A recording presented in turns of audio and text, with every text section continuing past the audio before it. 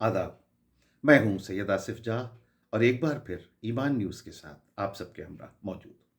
बात ईमान की, बात इंसान की, मगर आज बात ईमान की नहीं, कुल्ले ईमान की। जी, 13 रजब है। सबसे पहले आप सबको नए साल की बहुत मुबारकबाद, 13 रजब की बहुत मुबारकबाद। तारीख़ इंसानियत में कुछ ऐसे दरख्शां नाम हैं, कुछ ऐसे दरख्शां सितारे हैं जो किसी ख़ास मज़हब व मिल्लत, किसी ख़ास ख़ित्ते की मिल्कियत नहीं होते, बल्कि पूरी बनी नौ इंसान के लिए हिदायत का सरचश्मा होते हैं। और इन्हीं में एक नहायत मोतबर और मुक़द्दस नाम है हज़रत अली इब्न अबी तालिब। अरब के तपते हुए सहरा में, काबे के मरकज़ में पैदाइश से लेकर मस्जिद कूफा में शहादत तक, मौला अली की ज़िंदगी का हर लम्हा अक्ल और शऊर की एक ऐसी किताब है जिसे हर दौर का इंसान पढ़कर साहिब इल्म बन सकता है।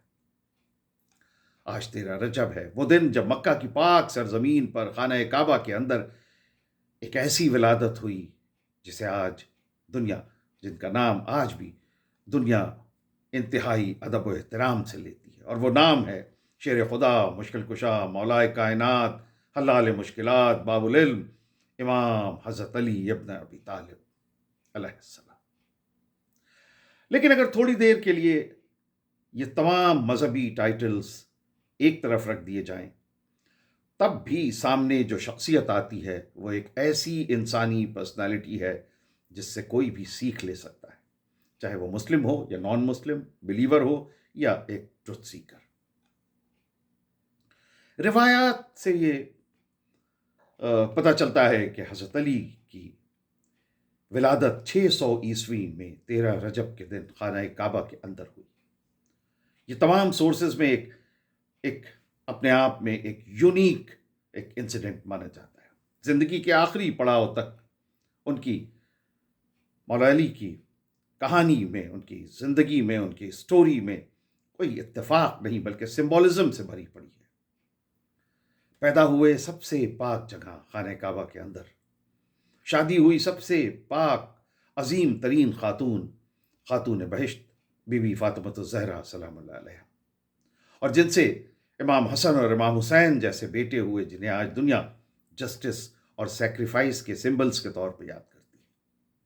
आपकी शहादत वाक़ हुई सबसे मुक़द्दस महीने रमज़ान में, सबसे अफजल रातों में से एक शब क़द्र के सिलसिले की रात में, और वो भी मस्जिद कूफा में नमाज फ़ज्र में और सजदे में, जब जब जुल्म की तलवार ने आपके नूरानी सर पर वार किया। उस वक्त उनके होठों से निकला जो जुमला है वो एक वॉरियर की पुकार नहीं, बल्कि एक ऐसे इंसान की आवाज़ है जो सब्र और जो की इंतहाई मंजिलों में हो। मौला अली कहते हैं कि रब काबा की कसम, मैं कामयाब हो गया।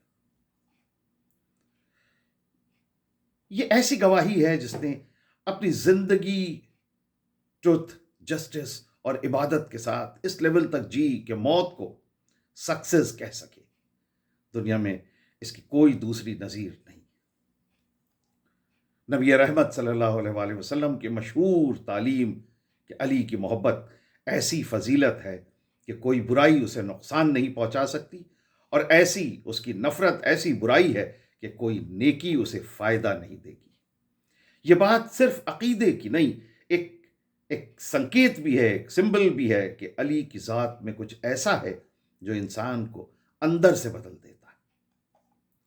मौला अली को बाबुल इल्म यानी डोर ऑफ नॉलेज या इल्म का दरवाज़ा कहा जाता है। आपकी जहानत और इल्म का आलम यह था कि आपने कभी किसी सवाल पर पेशानी पर बल नहीं डाला, और ना कभी ये कहा कि मुझे इसका जवाब मुझे मालूम नहीं, या कभी ये कहा हो कि इसका जवाब मैं सोच के बताऊंगा या मैं पढ़ के बताऊंगा, या मुझे सोच लेने दो, या मुझे पता कर लेने दो। इधर सवाल आया और उधर जवाब मौजूद, और जवाब भी ऐसे कि फिर क्रॉस क्वेश्चन भी ना हो, यानी सवाल करने वाला उस जवाब से पूरी तरह मुतमईन हो जाए حضرت علی کے تمام سوالات میں یہ خوبیاں ملتی ہیں، اور اسی لیے آپ فرماتے تھے کہ مجھ سے پوچھ لو قبل اس کے کہ میں تمہارے درمیان سے چلا جاؤں۔ بے شک یہ کوئی تکبر نہیں تھا، بلکہ اس اتھاہ سمندر کی آواز تھی جسے قدرت نے علم سے سرابور کیا ہوا تھا۔ مولا علی خود فرماتے ہیں کہ رسول اللہ صلی اللہ علیہ وسلم نے علم مجھے ایسے دیا جیسے چڑیا اپنے بچوں کو دانہ چگاتی ہے۔ تو یہ وہ نورانی علم تھا جس کی مولا علی نے، جس کے بنا پر مولا علی نے یہ دعویٰ کیا کہ مجھ سے پوچھ لو جو کچھ پوچھنا ہو، اور جو کچھ پوچھا گیا اس کا انہوں نے مناسب جواب دیا۔ آج کی جدید سائنس جس دوری کو مشینوں سے ناپتی ہے، اسے مولا علی نے صدیوں پہلے ایک عام مثال سے سمجھا دیا۔ سورج کی دوری کے بارے میں آپ سے سوال پوچھا گیا کہ زمین سے سورج کی کیا دوری ہے، اور آپ نے جواب دیا کہ ایک عربی گھوڑا اگر 500 سال تک مکمل دوڑے، آج کے میتھمیٹکس کے حساب سے بھی درست بیٹھتا ہے۔ آپ کی دانشمندی کا اعتراف صرف اپنوں نے نہیں بلکہ دنیا بھر کے مفکرین اور فلاسفرز نے بارہا کیا۔ حضرت علی کی تلوار ذوالفقار کی دھوم بھی پوری تاریخ میں۔ آپ ایسے واحد جنگجو ہیں جس نے کبھی کسی جنگ میں شکست کا سامنا نہیں کیا، لیکن آپ کی بہادری کا اصل جوہر صرف میدان جنگ میں دشمن کو پچھاڑنا نہیں بلکہ اپنے نفس پر قابو رکھنا بھی ہے۔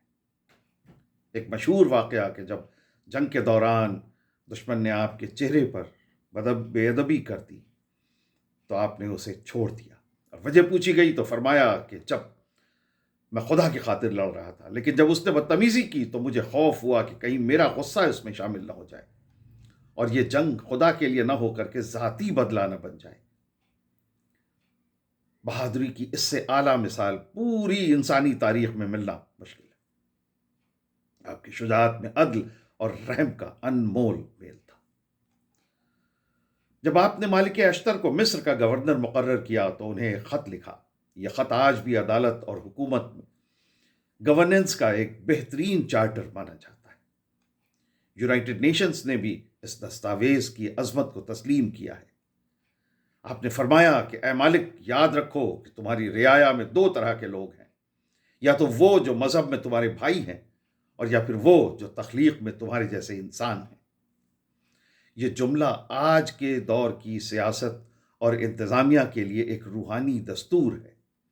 آپ نے حکم دیا کہ کمزوروں کے ساتھ نرمی کرو، یتیموں کے سر پہ ہاتھ رکھو، اور ملک کے خزانے کو اپنی جاگیر نہیں بلکہ عوام کی امانت سمجھو۔ آپ کی حکومت میں انصاف اندھا نہیں تھا بلکہ اس کی آنکھوں میں ہر مظلوم کے آنسو اس کی آنکھیں دیکھ سکتی تھی۔ ایک وقت میں آدھی دنیا پر آپ کی حکومت تھی، لیکن مولا علی کی سادگی کا عالم یہ تھا کہ آپ پھٹے ہوئے جوتے خود ٹانکتے تھے اور جو کی سوکھی روٹی کھا کر گزارا کرتے تھے۔ آپ کے دربار میں کوئی دربان نہیں ہوتا تھا، کسی غریب کو آنے سے کوئی روکنے والا نہیں۔ آپ نے یہ دکھایا کہ طاقت کا مقصد عیش و آرام نہیں بلکہ دبے کچلے لوگوں کو سہارا دینا ہے۔ آپ کی نگاہ میں دنیا کی حیثیت بکری کی چینک یا پرانے پھٹے جوتے سے بھی کم تھی اگر اس سے کسی حق کو قائم نہ کیا جا سکے۔ آپ کی گفتگو اور خطبات کا مجموعہ نہج البلاغہ کے نام سے جانا جاتا ہے۔ جو لوگ اسلام کو نہیں مانتے وہ بھی اس کتاب کو ادب اور فلسفے کے شاہکار کے طور پر پڑھتے ہیں۔ آپ کی زبان سے نکلے ہوئے الفاظ دل کی گہرائیوں میں اتر جاتے ہیں۔ آپ نے سکھایا کہ انسان اپنی زبان کے نیچے چھپا ہوتا ہے۔ موت سے ڈرو، موت سے مت ڈرو بلکہ اس زندگی سے ڈرو جو تمہیں بے مقصد گزاری ہو۔ صبر ایک ایسا سوار ہے جو کبھی اپنے صبر ایک ایسی سواری ہے جو کبھی اپنے سوار کو گرنے نہیں دیتی۔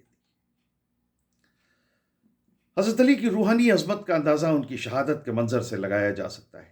جب قاتل نے وار کیا اور آپ لہو لہان ہو گئے تب بھی آپ کی فکر یہی تھی کہ قاتل کو پیاسا نہ رکھا جائے۔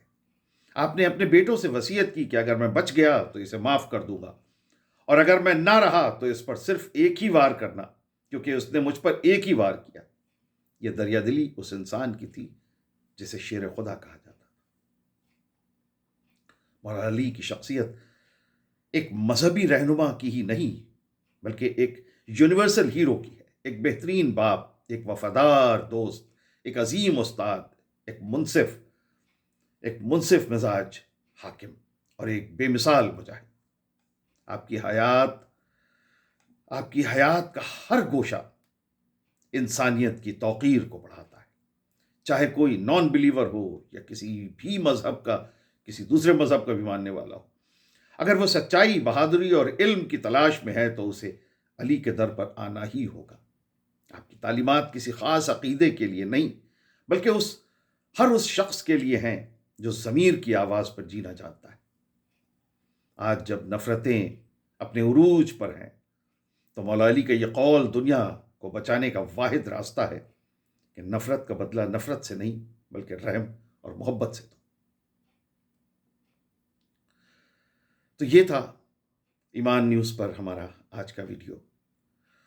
ایمان نیوز پر یہ سلسلہ لگاتار جاری رہے گا، اور آپ بھی اپنی محبتوں کا سلسلہ ایمان نیوز کے ساتھ جاری رکھیے۔ ہمارے چینل کو سبسکرائب کیجیے، ہماری ویڈیوز کو لائک کیجیے، شیئر کیجیے، فارورڈ کیجیے، اور اپنی باتیں، اپنے خیالات، اپنے تاثرات کمنٹس کے ذریعے ہم تک پہنچائیے۔ بہت بہت شکریہ۔ خدا حافظ۔